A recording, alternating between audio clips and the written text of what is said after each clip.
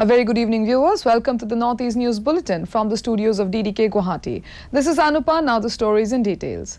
Prime Minister Narendra Modi, while speaking at a conference on creating synergies for seamless credit flow and economic growth in New Delhi today, said that reforms brought in by the government in the banking sector and support to it in every way in the last five years has led the country's banking sector to a very strong position today. He further added that banks are in a better financial condition and are playing a key role in nation's development. Modi asserted that banks have sufficient liquidity and highlighted how opening up of Jan Dhan accounts aided inclusion. Modi said the present government has recovered 5 lakh crore rupees so far after 2014. किसी को crime की दुनिया से बाहर ले आता है, इससे बड़ा जिंदगी का पुण्य क्या होता है दोस्तों? इससे बड़ी समाज की सेवा क्या होती है?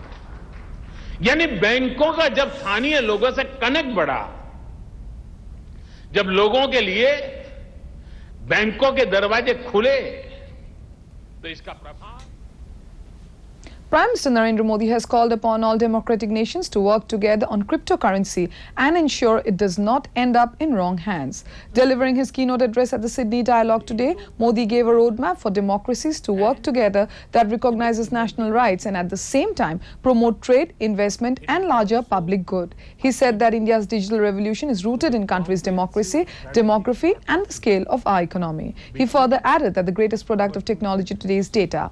And in India, the government has created a robust framework of data protection, privacy and security and at the same time uses the same data as a source of empowerment of the people. I congratulate the Sydney Dialogue for its focus on emerging critical and cyber technologies. We are building. Assam Chief Minister Himanta Biswa Sarma, in his visit to Majuli, announced that work for the Majuli-Nimati Ghat connecting bridge will start within the next 15 days. He further assured that if COVID doesn't pose an impediment, then the much-anticipated bridge shall be completed in the next 4 years. Sarma also inspected the newly constructed Ayurvedic hospital in Upper Majuli. Meanwhile, the Chief Minister handed over cheques to the people who displayed exemplary courage in the Majuli ferry tragedy at the Deputy Commissioner's office of the district. The minister further inaugurated a 5-bedded ICU facility at the Pitambor Deva Goswami Civil Hospital and also visited the site for Majuli Cultural University. Later in the day, the Chief Minister inspected the progress of the work for the Government College at Bordua, Polytechnic College at Pohumara and the bridge at Dokhinpat. The Supreme Court has dismissed a plea by 6 students seeking directions to conduct term exams for Class 10 and 12 for Central Board of Secondary Education and Indian Certificate of Secondary Education Boards via hybrid mode instead of physical examinations. A bench of justices, including A.M. Khanwilkar and C.T. Ravi Kumar, noted that exams have already commenced and there will be practical difficulties if the court interferes at this stage. The bench further added that it's too late now and exams cannot be rescheduled. Meanwhile, it may be mentioned that the first semester exam for Class 10 being conducted from 16th and Class 12 exams scheduled from 22nd of this month and would be in compulsory physical mode. The 7th winter session of Parliament is scheduled to commence from 29th of this month and subject to exigencies of government business, likely to conclude on 23rd December. As per a statement issued by the Lok Sabha Secretariat, the Rajya Sabha Secretariat also issued a similar statement in this regard. Now we take a short break. We'll be back with more news. Stay with us.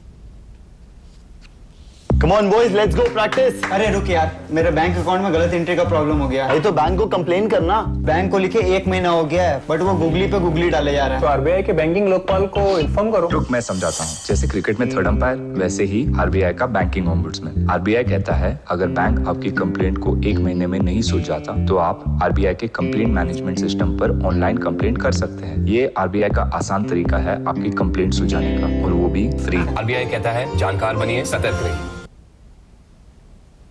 In Mizoram, Member of Parliament C. Lalrungsanga in the state official duties paid a courtesy call on Governor Haribabu Khambapati at Raj Bhavan, Aizawl today afternoon. During his interaction with the Governor, Lalrungsanga gave briefings on various projects of the state that remain pending with the central government with a particular reference to the donor ministry. He added that he has been pressing the concerned ministries for approval of these files. Meanwhile, the duo further discussed on the issue of shifting the Assam Rifles from central of Aizawl to Jokhaungsang at the outskirts of Aizawl city. The MP further requested the governor to intervene on the matter as the relocation of Assam Rifles will solve the problem of congestion to a great extent in the city. In Nagaland, a merger program of 23 Impur Congress AC with NDPP was held at Aset Kong Send and Salang, Kobul today in the presence of Chingwang Konyak, President NDPP Nagaland.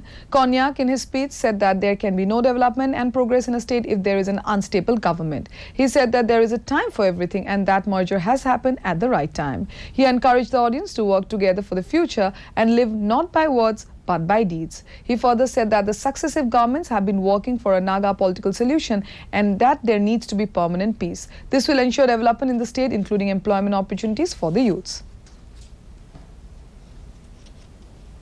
Meghalaya Chief Minister Conrad K. Sangma, while attending the Golden Jubilee program of Mendi Pathar College at North Garo Hills, said that the MDA government is committed to streamline the education sector in the state. He further said that the government has been spending over 2,000 crore rupees annually for the education sector, but however lamented that it's not still enough. Accompanied by Education Minister Lakshman Rimbui and Deputy Speaker Timothy D. Shira, Sangma informed the gathering that the government will examine every possible way to extend a support to Mendi Pathar College, the oldest college of the region. He also added that the state would have to come up with more colleges to meet the demand in the future years. In an important development in Nagaland, the long-awaited district jail was inaugurated by Minister of Health and Family Welfare S. Pangyu Phom and Haing, Advisor Prisons, Printing and Stationery, Nagaland at Longleng. Phom congratulated the prison department for successfully inaugurating the jail and also urged the gathering and the land donors to give their full cooperation to the government in order to bring development to the region. Meanwhile, Haing too thanked all the people who had given their time and effort in completion of the setting up of the district jail at Longleng. He further said that the day was a historic day for the people of Longleng as Nagaland has added another jail to the already existing 10 district jails and 1 central jail in all.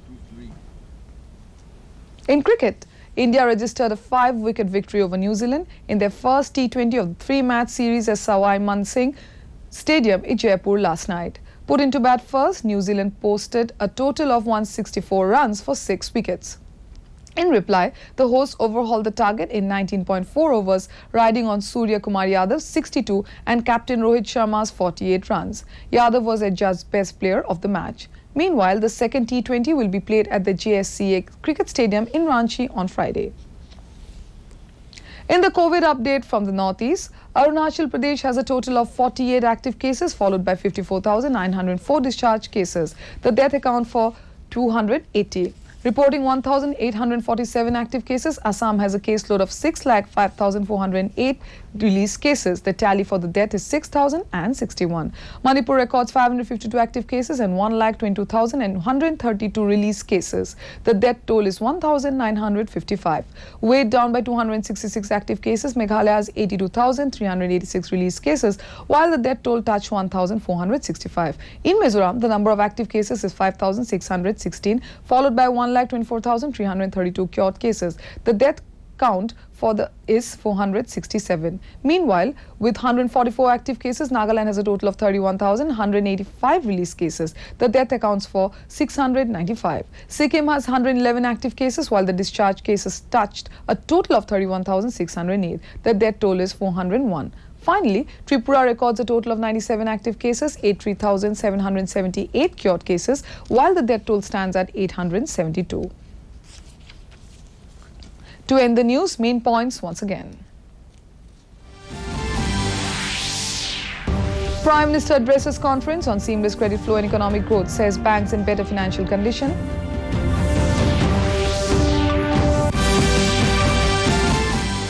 Assam Chief Minister Himanta Biswa Sarma undertakes multiple projects in his visit to Majuli.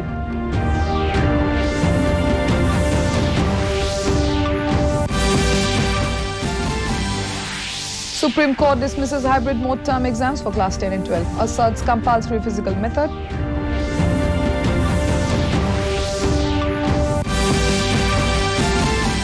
Parliament winter session for Lok Sabha and Rajya Sabha to commence from 29th of this month.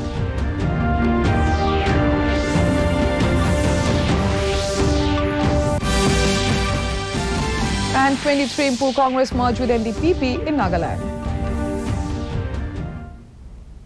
That brings us to the end of this evening's bulletin. Thank you for tuning in. Namaskar.